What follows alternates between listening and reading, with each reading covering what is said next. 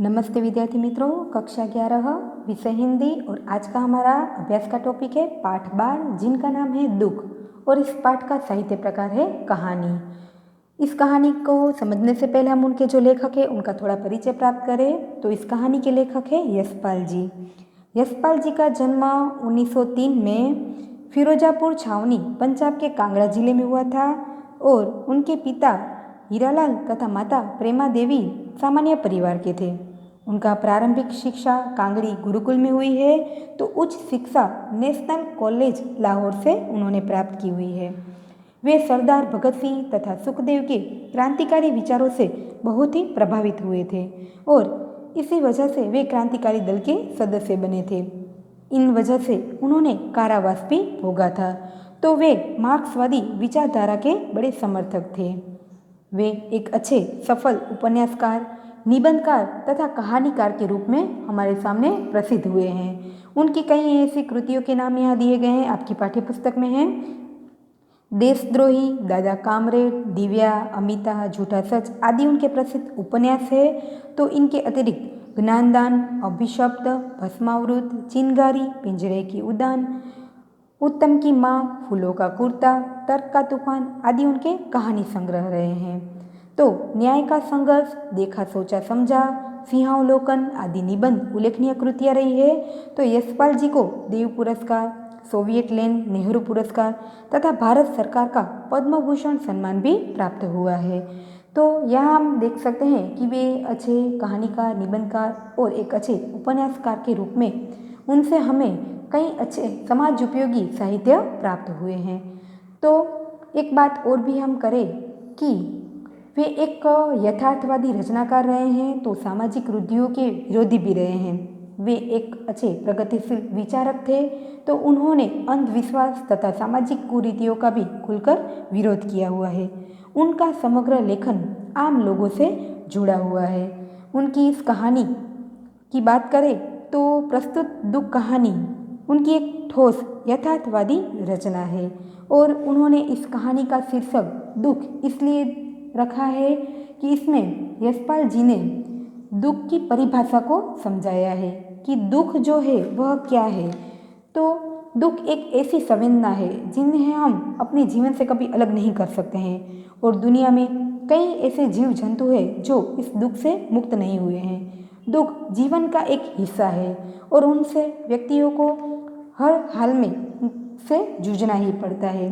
तो इस कहानी में यशपाल जी ने दो अलग अलग परिवारों की परिस्थितियों को दिखाते हुए दुख की परिभाषा को समझाया है कि अलग अलग परिवार का दुख भी अलग अलग हो सकता है, उनकी परिभाषा उनके रूप में अलग अलग हो सकती है। इस कहानी में यशपाल जी ने हमें दो परिवारों की परिस्थितियों को बताते हुए दुख की परिभाषा को समझाने का प्रयत्न किया है। इस कहानी में हम देखें तो यशपाल जी ने एक ऐसे निम्न वर्गीय श्रमजीवी व्यक्ति का दुख और दूसरी ओर परोपजीवी उच्च वर्गीय व्यक्ति का दुख क्या होता है उनको यहाँ पर समझाने का प्रयत्न किया है। एक उन्होंने ऐसे परिवार को हमारे सामने बताया है, एक उनकी परिस्थिति को बताया है कि दुख की परिस्थिति भी दोनों परिवार के लिए अलग अलग हो सकती है। एक ऐसा परिवार है जो अभावग्रस्त लोगों के दुख की बात है तो दूसरी ओर मध्यम वर्गीय परिवार के पास सब कुछ होते हुए भी वह असंतुष्ट है, इस वजह से वे बहुत ही दुखी है। यहाँ पर यशपाल जी ने मानसिक रूप से असंतुष्ट है उनका भी वर्णन किया है। तो दो परिवार के अलग अलग दुख की परिभाषा को समझाया है।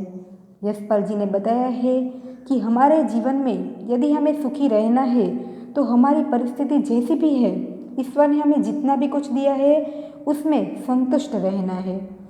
हमसे ज़्यादा सुखी व्यक्ति को केंद्र में रखकर हमें कभी इस बात के बारे में सोचना नहीं चाहिए और हमें कभी दुखी नहीं होना चाहिए। यदि ऐसा करेंगे तो मानसिक रूप से हम कभी सुखी नहीं हो पाएंगे। इस कहानी को समझाने में कई पात्र का उन्होंने प्रयोग किया है। तो इस बात को भी समझाया है कि हम अपने जीवन में मानसिक रूप से संतुष्ट नहीं होंगे तो हम कभी भी अपने जीवन में सुखी नहीं हो पाएंगे। इस बात को समझाते हुए हमें उन्होंने बड़ा संदेश दिया है और वे कहते हैं कि दोनों ओर की दुख भरी परिस्थितियों का तुलनाकार इस कहानी का नायक दिलीप है। वह क्या करता है, दोनों परिवार की अलग अलग दुख की परिस्थिति को समझते हुए वह उनका तुलना कर रहा है कि आखिर दुख क्या होता है। इस बात को यहाँ पर समझाया गया है।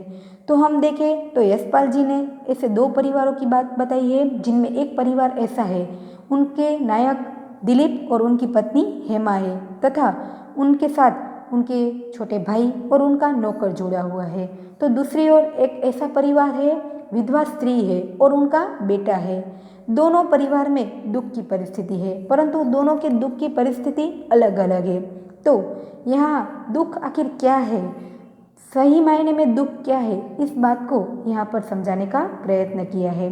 तो इस कहानी का जो नायक है दिलीप, उनको पात्र बनाकर यशपाल जी ने बताया है कि हमारे जीवन में कभी भी ऐसा दुख आता है तो व्यक्ति वह उस दुख की परिस्थिति को समझाने के लिए उनके पास ऐसा कोई शब्द नहीं रहता है और वे अपने दुख से इतना दुखी हो जाता है कि उन्हें जीवन से क्या हो जाता है, रस ही उठ जाता है।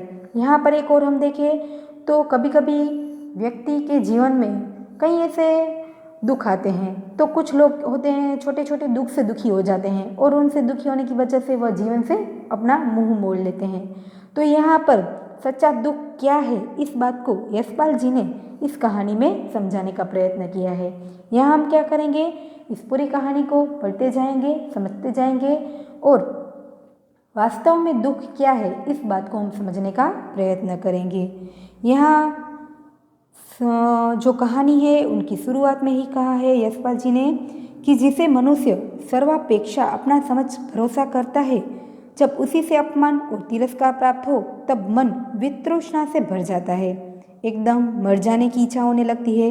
इसे शब्दों में बता सकना बहुत ही संभव नहीं है। यहाँ हम देखें तो सर्वापेक्षा यानी सब कुछ उन पर त्याग देना। जब उसी से अपमान और तिरस्कार प्राप्त हो तब मन क्या हो जाता है, वितृष्णा यानी पीड़ा से दुखी हो जाता है, विरक्त हो जाता है और एकदम व्यक्ति को मर जाने की इच्छा होने लगती है। इसे व्यक्ति अपने शब्दों में बताना चाहे तो भी वे कभी बता नहीं सकता है। यहाँ पर हम देखें तो दिलीप एक उच्च मध्यम वर्गीय परिवार का व्यक्ति है, उनके पास सब कुछ है। उन्होंने वे और उनकी पत्नी दोनों एक दूसरे से बहुत ही चाहते हैं, इसलिए दिलीप क्या करता है, अपनी पत्नी को सब कुछ देने के लिए उन्होंने प्रयत्न किया है। सुख संपत्ति मान सम्मान सब कुछ दिया है, परंतु क्या होता है कि उन्होंने अपना सब कुछ अपनी पत्नी पर न्योछावर कर दिया है। परंतु जब एक परिस्थिति ऐसी होती है कि जिनकी वजह से उनकी पत्नी दुखी हो जाती है और रूठकर अपने मायके चली जाती है, दिलीप एक बार अपनी पत्नी की सहेली से उनके साथ एक बार सिनेमा देखने चला जाता है। जब उनकी पत्नी को इस बात का पता चलता है तो वह बहुत ही नाराज हो जाती है, रूठ जाती है और अपने पति को छोड़कर, घर संसार को छोड़कर अपने मायके चली जाती है और रूठी रहती है। तो इस बात से, इस घटना से जब दिलीप जानता है तो वह दुखी हो जाता है और क्या करता है, उनको संसार से विरक्ति होने लगती है। उन्हें संसार को छोड़कर यूं ही पड़े रहने की उनकी इच्छा होने लगती है। वे संसार से इतना दुखी हो जाता है कि उनके हाल की जो परिस्थिति है उनमें क्या हो रहा है वह कुछ समझ नहीं सकता है और ना वे किसी को शब्दों के द्वारा अपनी परिस्थिति को समझा सकता है। तो यहाँ कहते हैं कि व्यक्ति का मन जब अपने ही लोगों से यदि उनका अपमान होता है तो उन्हें इतना दुख होता है कि उनका मन वितृष्णा यानी विरक्त हो जाता है और एकदम उन्हें मर जाने की इच्छा होने लगती है। यहाँ पर दिलीप क्या करता है, अपनी पत्नी का बदला लेने के लिए वह मृत्यु को ही उत्तम माध्यम समझता है। तो आगे हम देखें कि दिलीप ने हेमा को पूर्ण स्वतंत्रता दी थी। वह उसका कितना आदर करता था, कितनी आंतरिकता से वह उसके प्रति श्रद्धालु था। बहुत से लोग इसे अति कहेंगे। इस पर भी जब वह हेमा को संतुष्ट न कर सका और हेमा केवल दिलीप के उसकी सहेली के साथ सिनेमा देख आने के कारण दिन भर रूठी रहकर दूसरे ही दिन माँ के घर चली गई, तब दिलीप के मन में क्षोभ का अंत न रहा। वे इतना दुखी हो गया कि उन्हें जीने की कोई इच्छा ही नहीं रही है। एकमात्र छोटी सी वजह क्या थी और जिनकी वजह से उनकी पत्नी को दुख होने लगा, या तो छोटी सी बात को वे इतना दुख समझ लेती है कि अपने मायके चली जाती है। कभी कभी कई लोग ऐसे होते हैं जो छोटी छोटी बातों पर दुखी हो जाते हैं और उन्हें सर्वापेक्षा समझकर दुखी रहने लगते हैं। तो यहाँ पर इस बात को भी यशपाल जी ने समझाने का प्रयत्न किया है। आगे हम देखें कहानी के आगे क्या है। सितंबर का अंतिम सप्ताह था। सप्ताह यानी आखिरी सप्ताह था। वर्षा की ऋतु बीत जाने पर भी दिन भर पानी बरसता रहा। दिलीप बैठक की खिड़की और दरवाजों पर पर्दे डाल बैठा था। वितृष्णा और ग्लानि, ग्लानि यानी दुख में समय स्वयं यातना बन जाता है। यातना यानी पीड़ादायक बन जाता है। एक मिनट गुजरना भी मुश्किल हो जाता है।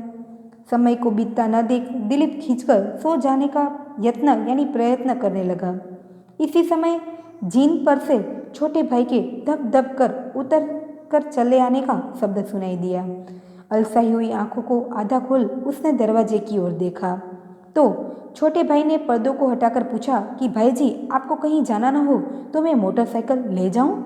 यहाँ दिलीप क्या करता है, जब उनकी पत्नी अपने मायके चली जाती है तो दिलीप अत्यंत दुखी हो जाता है और क्या करे या ना करे उनके लिए यह सोचना भी बहुत ही दुखद घटना बन जाती है। तो इन सभी परिस्थितियों से छुटकारा पाने के लिए वह क्या करता है, अपने घर में चारों ओर बंद कमरे में लेटा हुआ है। अपना छोटा भाई कब आकर उनके सामने खड़ा हो जाता है यह भी उन्हें पता नहीं चलता है। जब छोटे भाई ने उनको मोटरसाइकिल ले जाने की बात कही तब वे अलसाई हुई आंखों को आधी हुई खोलकर उन्हें हाँ कह देता है। यहाँ हमें पता चलता है कि वह यहाँ कितना अकेलापन का महसूस करता है। वह चाहे तो अपनी पत्नी को समझाना चाहता है परंतु उनकी पत्नी इतनी रूठी हुई है कि ना वे उनसे भी कुछ बात कर सकता है और ना किसी और को भी अपनी परिस्थिति को समझा सकता है। तो इस परिस्थिति में वह कितना अकेलापन महसूस करता है। या तो यशपाल जी ने बताया है कि ऐसी परिस्थिति में व्यक्ति, दुख की परिस्थिति में व्यक्ति कितना अकेलापन महसूस करता है, उस बात को उन्होंने यहाँ समझाया है। इस विघ्न से शीघ्र छुटकारा पाने के लिए दिलीप ने हाथ के इशारे से इजाजत दी और आंखें बंद कर ली। दीवार पर टंगे क्लॉक ने कमरे को गुंजाते हुए 6 बज जाने की सूचना दी। इस वक्त दिलीप अलसाई हुई हालत में पड़ा हुआ है। तब कितने बज गए उनको भी इन समय का पता नहीं चलता है, लेकिन उनके कमरे में टंगी हुई घड़ी है, उन्होंने बताया कि अब 6 बजकर होने को हुए।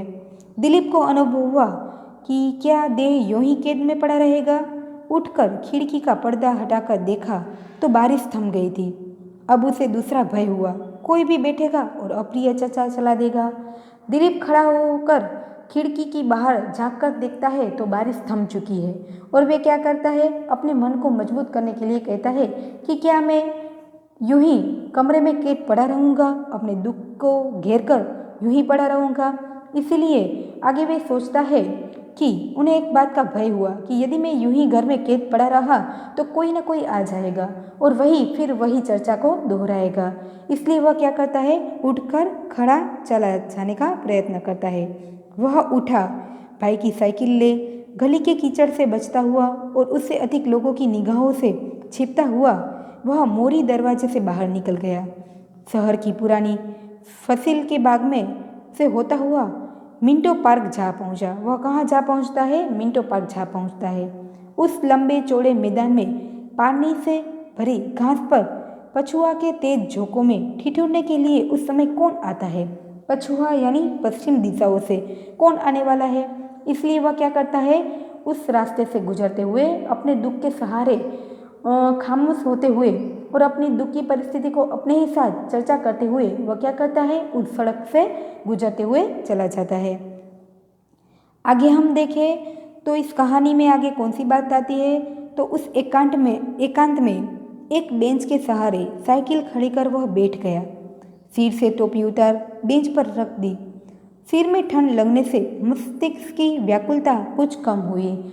जब वे चारों ओर उन्होंने देखा कि वह बिल्कुल एकांत जगह में बिल्कुल अकेला है, तब वे क्या करता है, एक बेंच पर जाकर बैठ जाता है और अपने सिर की टोपी को उतार कर रख देता है।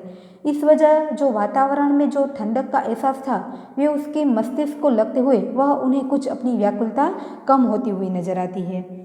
ख्याल आया यदि ठंड लग जाने से वह बीमार हो जाए तो उसकी हालत खराब हो जाएगी। तो वे क्या करता है, चुपचाप शहीद की तरह अपने दुख को अकेला ही सहेगा। इस बात को मन में पक्का कर लेता है। किसी को अपने दुख का भाग लेने के लिए वह न बुलाएगा। एक दिन मृत्यु क्या करेगी, दबे पांव आएगी और उसके रोग के कारण हृदय की व्यथा यानी पीड़ा और रोग को ले जाएगी। उसके सिर पर सांत्वना का हाथ फेर उसे शांत कर चली जाएगी। सांत्वना यानी एक छोटा सा दिलासा देकर मृत्यु उनको ले जाएगी। उस दिन जो लोग रोने बैठेंगे उनमें हेमा भी कभी कभी दिखाई देगी। दिलीप के चुपचाप दुख सहते जाने का विचार कर उसने संतोष का एक दीर्घ निश्वास लिया। करवट बदली, ठंडी हवा खाने के लिए वह बैठ गया। दिलीप क्या करता है, अपनी परिस्थितियों को वे अपने मन में अपने विचारों से ही चर्चा करता है। बैठा बैठा वह कहता है कि यदि मुझे ठंड लग जाए और यदि मेरी मृत्यु हो गई तो बाकी सभी लोगों के साथ हेमा भी एक दिन रोने में उसमें शामिल होगी और तब उसे पता चलेगा कि आखिर दुख क्या होता है। वे इन सारी परिस्थितियों को क्या करता है, अपने साथ ही चर्चा करता है और अपनी परिस्थिति को सोचते सोचते वह बैठने लगता है। समीप क्या हुआ, 3 फलांग तक मुख्य रेलवे लाइन से कितनी ही गाड़ियां गुजर चुकी थी। उधर दिलीप का ध्यान न गया था। दिलीप ने देखा कि वह अब उस परिस्थिति में अकेला बैठा था कि उनके आसपास से कई गाड़ियां गुजर चुकी, कई लोग पसार हो चुके, फिर भी उनके बारे में उन्हें कुछ पता नहीं चला। यहाँ वे हम देखें तो ऐसी परिस्थिति में व्यक्ति कितना अकेला हो जाता है और आसपास होती हुई माहौल का उन्हें कुछ भी पता नहीं चलता है और वे लोगों से दूर ही रहने का प्रयत्न करता है और अपने दुख किसी भी प्रकार के शब्दों में प्रकट करने में वह कितना असमर्थ हो जाता है, इस बात को भी यहाँ यशपाल जी ने बताया है।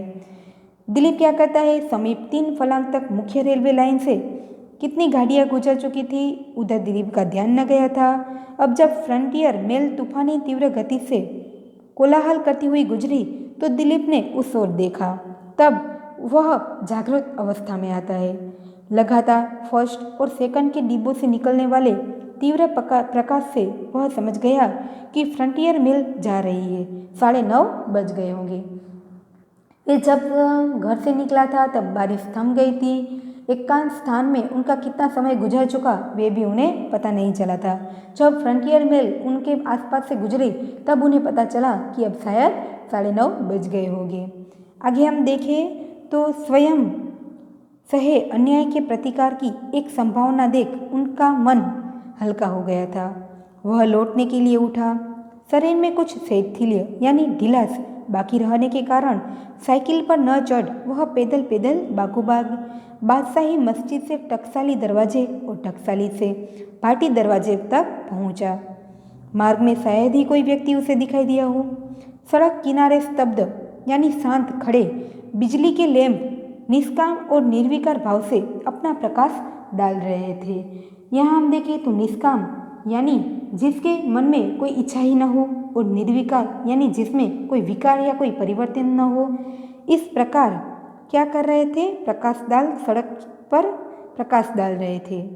मनुष्य के अभाव की कुछ भी परवाह न कर लाखों पतंगे यानी तितलियां गोले बांध बांधकर इन लैंपों के चारों ओर नृत्य कर रहे थे और जगत के यह अद्भुत नमूने थे। प्रत्येक पतंगा एक नक्षत्र की भांति यानी उनकी तरह अपने मार्ग पर चक्कर काट रहा था।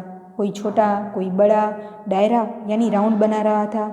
कोई दाएं तो कोई बाएं, कोई आगे कोई विपरीत गति में निरंतर चक्कर काटते चले जा रहे थे।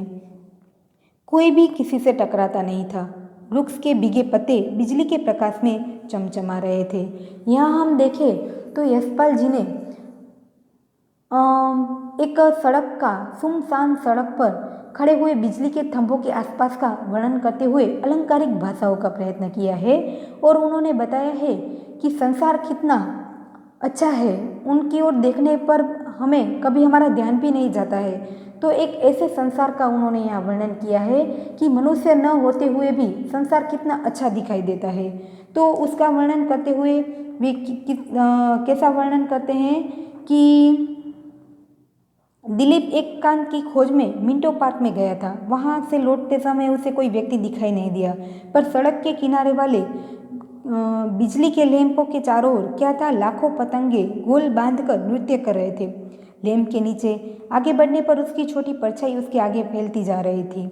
यहाँ हम देखें तो एक बात और भी है कि एक लैंप के नीचे से आगे बढ़ने पर उसकी छोटी परछाई उसके आगे फैलती चली। ज्यों ज्यों वह लैंप से आगे बढ़ता, परछाई पलटकर पीछे हो जाती। बीच बीच में वृक्षों की टहनियाँ यानी वृक्षों की जो डालियाँ की परछाई उसके ऊपर से होकर निकल जाती थी। सड़क पर पड़ा प्रत्येक भीगा पत्ता लैंपों की किरणों का उत्तर दे रहा था, यानी चमचमा रहा था। दिलीप सोच रहा था कि मनुष्य के बिना भी संसार कितना व्यस्त और रोचक है। आज शायद पहली बार उसका ध्यान इस प्रकृति की ओर गया था, और जब वे अपनी दुख की परिस्थिति को ताल मिलाते हुए इन संसार को देख रहा है, तो उन्हें एक बात का महसूस हुआ कि यदि संसार में मनुष्य न हो तो भी प्रकृति कितनी शोभनीय है, कितनी मनमोहक है। उनकी ओर उनका ध्यान गया तो उसने महसूस किया, उन्होंने देखा कि कई घंटे एकांत में रहने के बाद दिलीप घर लौट रहा था। सड़क लगभग सुनसान थी। मनुष्य के अभाव की कुछ भी परवाह न करके लाखों पतंगे बिजली के लैंपों के चारों ओर क्या कर रहे थे, नृत्य कर रहे थे। चाहे इस संसार में मनुष्य है ही नहीं या तो मनुष्य है, इस बात का भी उन्हें कोई पता नहीं था। इस प्रकार वे चारों ओर लैंप के आसपास नृत्य करते हुए दिखाई देते हैं। प्रत्येक पतंगा एक नक्षत्र की तरह अपने मार्ग पर चक्कर काट रहा था। कोई दाएं, कोई बाएं, कोई विपरीत गति में चक्कर काटते हुए दिखाई दे रहे थे। वे उसी तरह दिख रहे थे जैसे तमाम ग्रह, उपग्रह, नक्षत्र आदि बिना आपस में टकराए गति करते हैं। और दिलीप ने देखा कि लैंप के नीचे से आगे बढ़ पर उसकी छोटी परछाई उसके आगे फैलती जा रही थी। पेड़ों की डालियां की परछाई उसके ऊपर से निकल रही थी। भीगे पत्ते लैंपों की किरणों से चमक रहे थे। यह सब देखकर दिलीप को लगा कि मनुष्य के बिना भी संसार कितना व्यस्त है, कितना अपने में खोए हुए है और कितना रोचक तथा मन को छू लेने वाला है। इस बात को देखते हुए वह क्या करता है, थोड़ी देर के लिए अपना दुख भूल जाता है कि वह किस वजह से दुखी होते हुए यहाँ पर आया हुआ था। आगे हम देखें तो कहानी में कुछ कदम आगे बढ़ने पर सड़क किनारे नींबू के वृक्षों की छाया ने कोई श्वेत सी चीज दिखाई दी। जैसे ही दिलीप अपने दुख को भूलते हुए आगे बढ़ता है तो सड़क पर उन्हें वृक्ष की छाया में कोई एक श्वेत सी चीज दिखाई दी, यानी सफ़ेद चीज दिखाई दी।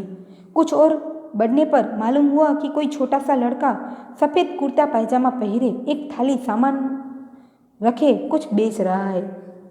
जैसे ही दिलीप अपने दुख से ताल मिलाते हुए आगे बढ़ता है तो उन्हें सड़क पर कुछ एक सफ़ेद चीज दिखाई दी और उन्होंने देखा कि एक दुबला पतला गरीब परिवार का कोई छोटा सा बच्चा अपने हाथ में कुछ थाल में कुछ चीज़ें रखकर बेचने का प्रयत्न कर रहा है। यहाँ पर हम देखेंगे तो यशपाल जी ने एक ऐसे परिवार को हमारे सामने लाकर खड़ा किया है कि उनकी परिस्थिति को देखकर हमें वास्तव में दुख क्या होता है यह समझना है, और हमारे पास जो कुछ भी है उन्हें संतुष्ट मानकर हमें सुखी रहने का प्रयत्न करना चाहिए। इस बात को यहाँ समझाने के लिए उन्होंने एक परिवार को हमारे सामने लाया है। तो वह लड़का कैसा है, बहुत ही गरीब परिवार का लड़का दिखाई देता है और अपने हाथ में थाल में कुछ सामान लेकर बेचने का प्रयत्न कर रहा है। यहाँ पर देखा है कि यह एक ऐसा छोटा सा लड़का है कि इतनी ठंड रात में वह अकेला अपनी परिस्थिति से खुश होते हुए भी वह क्या करता है, खुश होने का प्रयत्न करता हुआ दिखाई देता है। बचपन में गली मोहल्ले के लड़कों के साथ उसने अक्सर खुमचे वाले से सौदा खरीद कर खाया है। सौदा यानी कई सामान खरीद कर खाया है, चाहे मिठाई हो, पकौड़े हो, कुछ भी। तो दिलीप यहाँ देखता है कि जब वह उस बच्चे को देखता है तो उन्हें भी अपना बचपन याद आ गया कि वे भी अपने मित्रों के साथ, परिवार वालों के साथ कई बार ऐसे सौदे खरीद कर खाए हैं। अब वह इन बातों को भूल चुका था, परंतु इस सर्दी में सुनसान सड़क पर जहाँ कोई आने वाला ही नहीं है, यह खोमचा बेचने वाला कैसे बैठा है, इस बात ने उनके मन में जिज्ञासा जागृत की, जिज्ञासा उत्पन्न की कि यह एक छोटा सा बच्चा, इतनी सर्दी में कोई भी आने वाला नहीं है सौदा खरीदने के लिए, फिर भी सौदा बेचने वह क्यों यहाँ आया है, इस बात को जानने की उन्हें जिज्ञासा होती है। खोमचे वाले से सुदृढ़ शरीर और आयु ने भी उसका ध्यान आकर्षित किया। खोमचे वाला छोटा था, वह कैसा था, उनका शरीर क्षुद्र यानी बहुत ही छोटा था और उनकी आयु से पता चलता था कि वह बहुत ही छोटा लड़का था। उसने देखा रात में सौदा बेचने निकलने वाले इस सौदागर के पास मिट्टी के तेल की डिबरी तक नहीं थी। डिबरी यानी छोटा सा दीपक भी उनके पास नहीं था, ताकि रास्ते पर पड़ने वाले अंधकार को वे दूर कर पाए। समीप यानी उनके नज़दीक आकर उसने देखा वह लड़का सर्द हवा में सिसुड़ कर बैठा था। सर्द यानी तेज हवा में वह क्या करता है, ठिठुर कर बैठा है, क्योंकि उनके शरीर और उनके परिस्थिति को देखकर लगता है कि वह बहुत ही गरीब परिवार का लड़का है।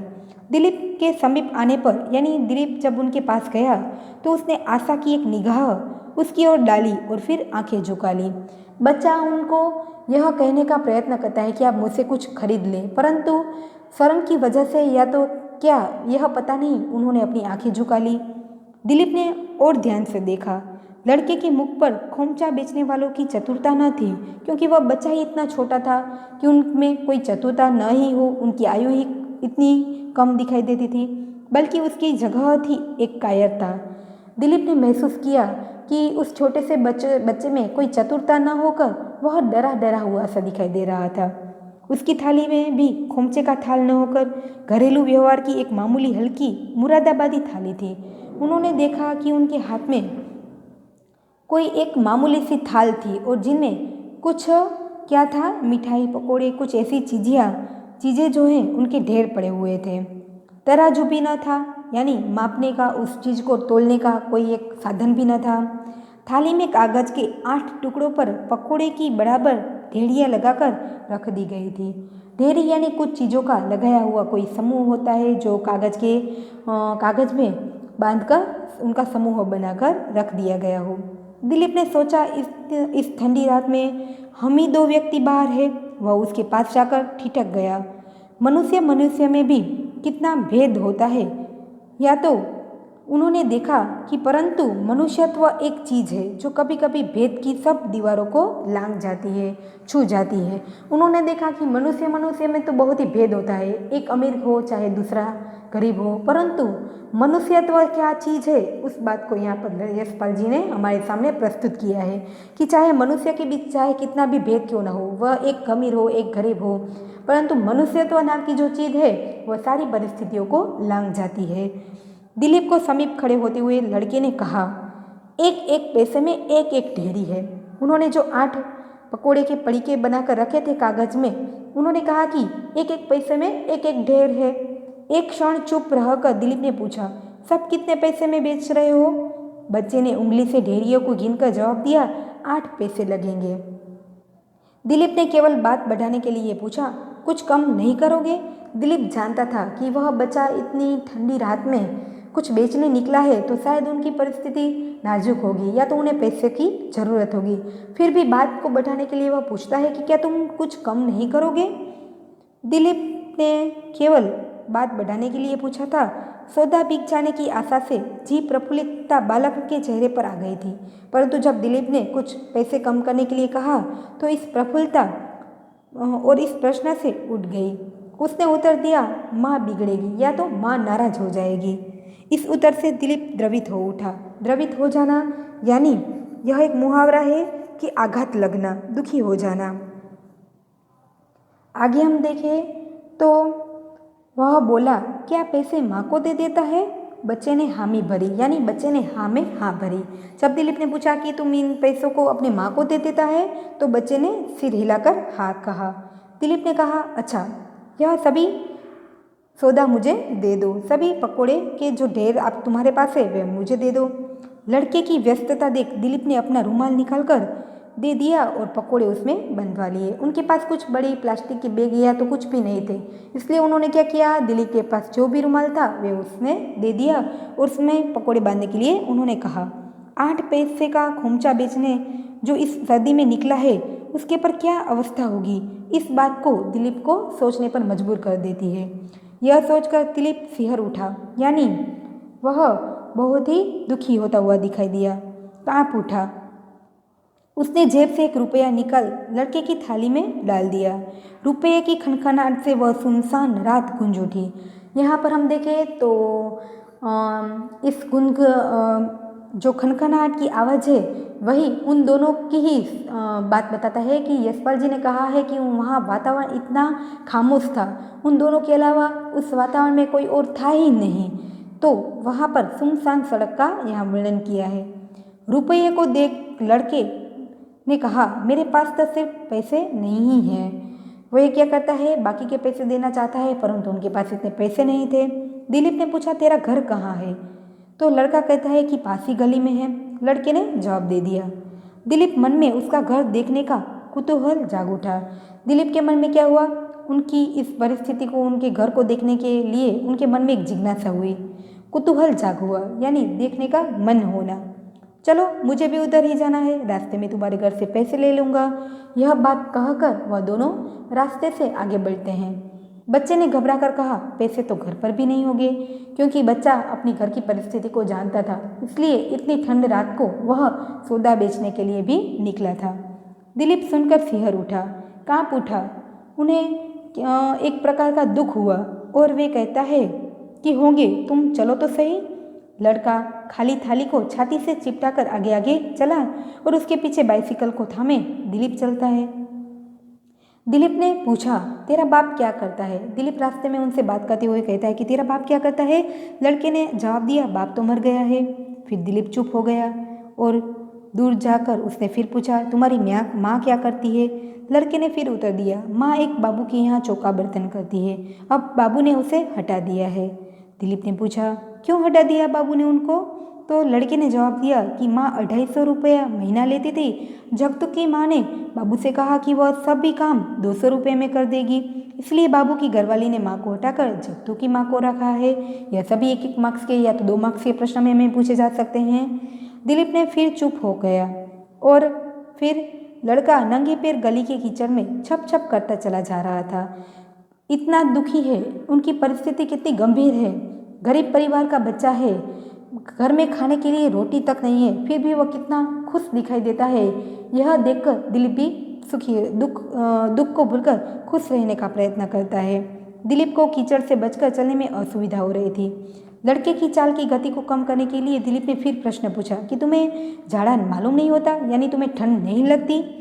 लड़के ने शरीर गर्म करने के लिए चाल को और तेज कर दिया और कहा कि नहीं, आगे हम देखें। तो दिलीप ने फिर प्रश्न किया, जगतू की माँ क्या करती थी वहाँ पर?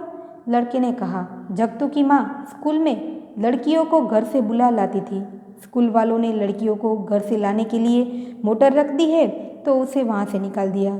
गली के मुख पर कमेटी का बिजली का एक लैंप चल रहा था। दोनों बातचीत करते करते हुए आगे बढ़ते हैं तो दिलीप ने आकर जाकर देखा कि गली के मुख पर कमेटी का बिजली का लैंप चल रहा था। ऊपर की मंजिल की खिड़कियों से भी गली में कुछ प्रकाश पड़ रहा था। उससे गली का कीचड़ चमककर किसी कदर मार्ग दिखाई दे रहा था, या तो कुछ यहाँ पर बड़े बड़े लोगों का या तो प्रतिष्ठित लोग रहते होंगे, उसका यहाँ दर्शन दिखाई देता है। वह गली कुछ प्रतिष्ठित लोगों की दिखाई देती है। संकरी गली में, यानी छोटी सी गली में, एक बड़ी खिड़की के आकार का दरवाज़ा खुला था। उसका धुंधला लाल सा प्रकाश सामने पुरानी ईंटों की दीवार पर पड़ रहा था। इसी दरवाजे में लड़का चला गया।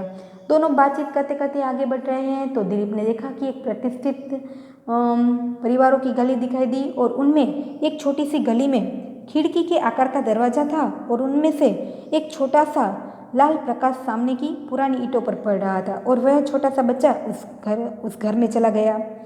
दिलीप ने झांक कर देखा, यानी अंदर नीचे होते हुए देखा कि मुश्किल से आदमी के कद की ऊंचाई की कोठरी थी, जैसे प्रायः शहरों में ईंधन रखने के लिए बनी रहती है।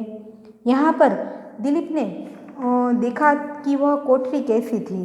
तो आपको भी बड़े प्रश्न में पूछा जाता है कि लड़के की कोठरी कैसी थी, तो यहाँ दिलीप बताता है कि उन्होंने देखा कि मुश्किल से आदमी के कद की ऊंचाई की कोठरी में, जैसी प्रायः शहरों में ईंधन रखने के लिए बनी रहती है। धुआं उगली मिट्टी के तेल की ढिबरी अपना धुआं लाल प्रकाश फैला रही थी। एक छोटी चारपाई थी, जैसे कि श्राद्ध में ब्राह्मणों को दी जाती है, काली दीवार के सहारे खड़ी थी। उसके पाए से 2 एक मैले कपड़े लटक रहे थे। एक क्षीण काय, यानी बहुत ही कुछ दिनों से खाए न होने की वजह से कंकाल हुए शरीर वाली एक आधे उम्र की स्त्री मेली सी धोती में शरीर लपेटे बैठी थी।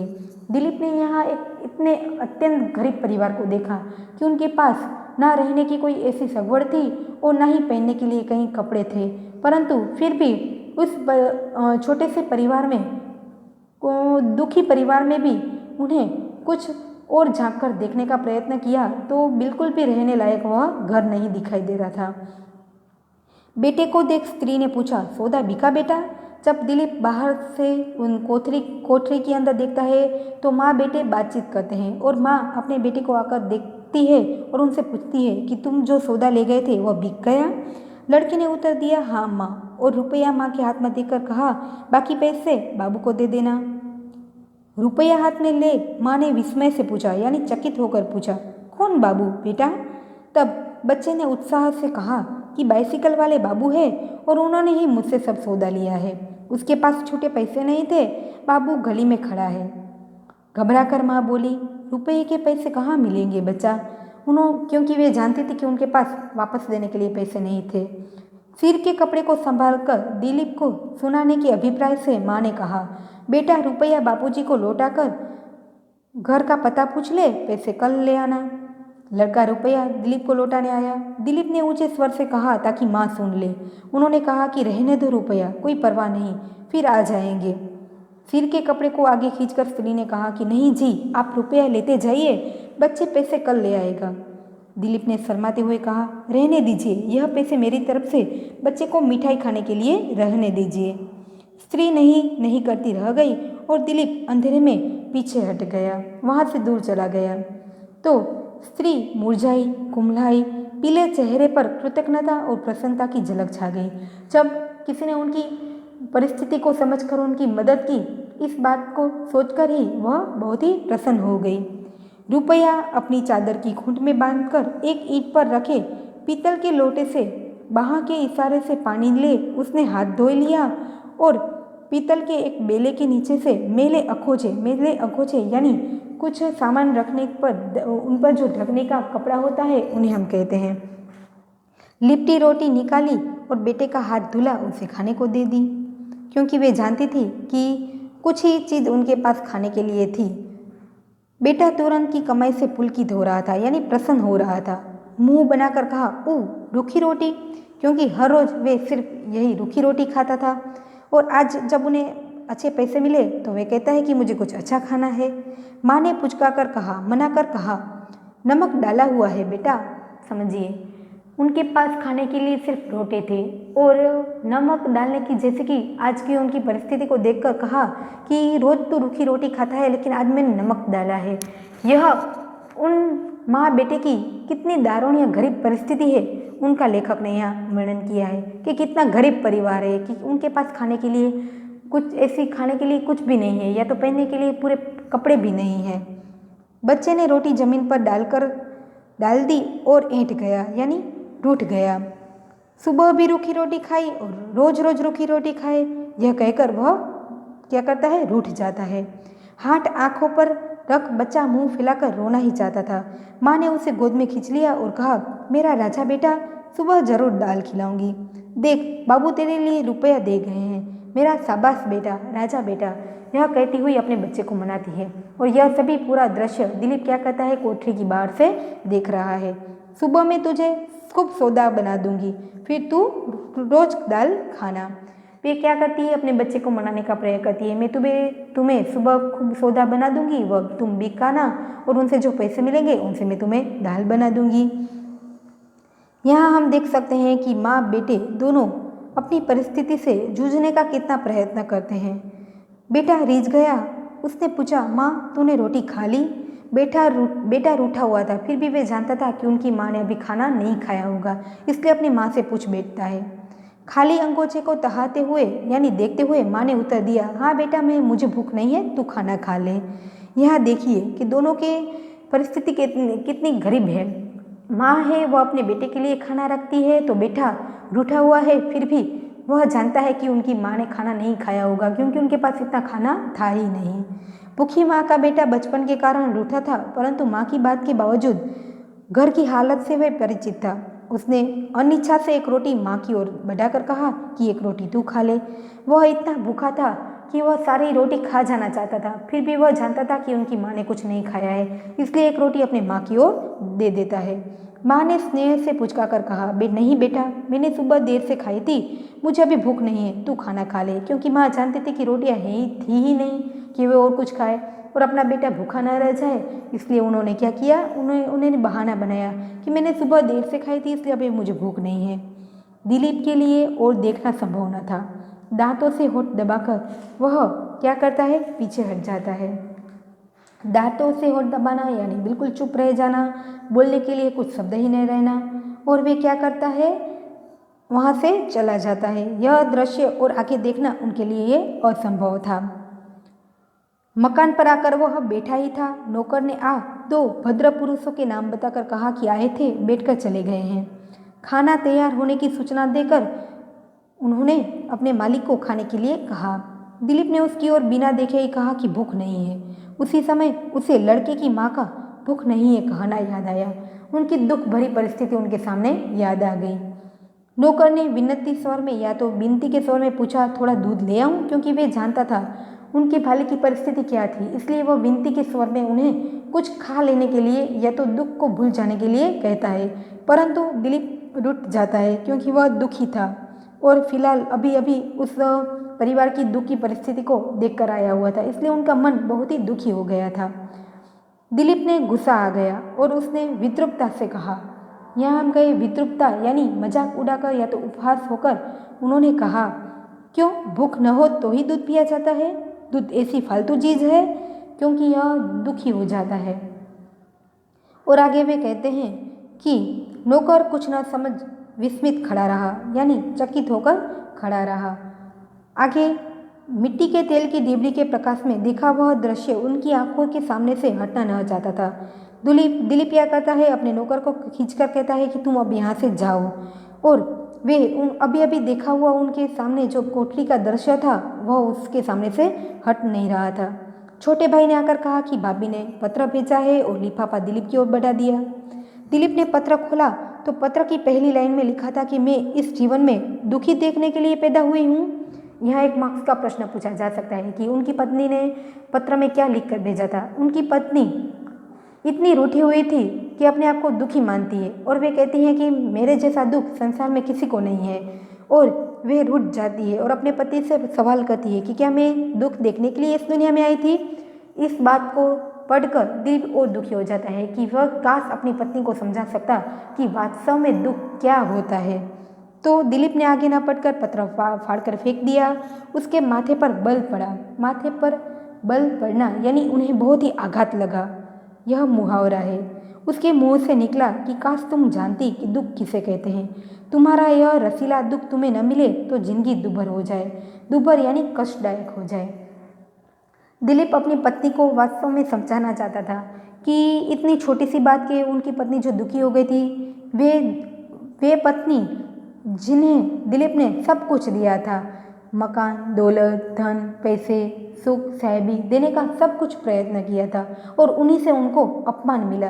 तो दिलीप बहुत दुखी हो जाता है और कहता है कि शायद मैं तुमको बता सकता कि दुख किसे कहते हैं, क्योंकि उसने अपने घर की परिस्थिति, अपने घर के दुख को हम देखें तो बिल्कुल उन्हें न गणे या तो व्यर्थ लगता है, क्योंकि उन्होंने एक ऐसे परिवार की परिस्थिति देखी थी जो एक विधवा स्त्री, उनके पास कुछ भी नहीं था, ना खाने के लिए ना पहनने के लिए कपड़े, फिर भी छोटी से एक झोपड़ी में माँ बेटे दोनों एक दूसरे के लिए कितना कुछ त्याग करने के लिए तैयार हो जाते हैं। रोटी नहीं है फिर भी आधी हुई रोटी बांट कर खुश रहने का जो प्रयत्न करते हैं। दारुण या गरीबी परिस्थिति में होते हुए भी संतुष्ट रहने का वह कितना प्रयत्न करते हैं, इस बात को उन्होंने यहाँ समझाया है। तो दिलीप यहाँ देखता है कि उनकी परिस्थिति, उनके घर का दुख उनको उस स्त्री और उनकी बेटे की परिस्थिति को देखते हुए वह उन्हें बिल्कुल ही न गण्य लगती है। दिलीप ने झोपड़ी में बच्चे और उनकी माँ की गरीबी में उसकी कंगाली का दुख देखा था। दिलीप को उस दुख के सामने अपनी पत्नी हेमा का दुख बिल्कुल ही न गण्य लगता है और वह सोचता है कि काश वे उन्हें बता पाता कि दुख क्या होता है, दुख कैसा होता है। तब उसे पता चलता है कि दुख क्या है। यदि वे अपनी पत्नी को दिखा पाता कि दुख क्या है, जिसे दुख मानकर वह तुनकर मायके चली गई है, वह दुख नहीं कहा जा सकता। ऐसी बातें जीवन में होती रहने वाली आम बातें होती है। यहाँ हम दो परिवारों की परिस्थिति को देखते हैं तो यशपाल जी ने हमें यह भी एक संदेश दिया है कि व्यक्ति को अपने पास जो कुछ भी है उन्हें संतुष्ट मानकर अपने जीवन में खुश रहने का प्रयत्न करना चाहिए। या तो हमें कोई भी ऐसी छोटी छोटी बातों को अपना बड़ा दुख समझकर दुखी नहीं रहना चाहिए, परंतु उस दुख की परिस्थिति को दूर कर जितना कुछ हमारे पास है, ईश्वर ने हमें जो कुछ दिया है उन्हें संतुष्ट मानकर खुश किस प्रकार रहा जा सकता है, इस दो परिस्थितियों को समझाकर हमारे सामने यह बड़ा संदेश दिया है। बच्चों, आप लोगों ने यह पूरी कहानी सुनी होगी, आप एक बार और पढ़ लेंगे ताकि हमें भी पता चले कि वास्तव में दुख क्या होता है, किसे दुख कहते हैं। या तो छोटी छोटी बातों को अपने मन में न लगाकर जो कुछ मिला है उनसे हमें किस प्रकार संतुष्ट रहना है, किस प्रकार सुखी रहना है, इस बात को समझाया है। और उन्होंने कहा है कि जब हम अपने मानसिक रूप से ही सुखी नहीं रहेंगे तो हमें पता ही नहीं चलेगा कि सुख आखिर क्या होता है और हमें क्या करना है। हमें इस मानसिक छोटे छोटे दुख को अपने मन में न लेकर इन मानसिक कष्ट को दूर रखकर सुखी रहने का प्रयत्न करना चाहिए। यहाँ आप देखेंगे तो लेखक ने कई पात्रों के द्वारा हमें बताया है कि छोटी छोटी बातों को मन में न लगाकर जीवन में आई हुई हर परिस्थिति का सामना करते हुए हमें किस प्रकार सुखी रहने का प्रयत्न करना है, या तो जो कुछ भी हमें हमारे पास है उनमें किस प्रकार सुखी रहना है, इस बात को समझाया है। हम क्या करेंगे, इनके स्वाध्याय के प्रश्न नोटबुक में लिखेंगे। नमस्ते।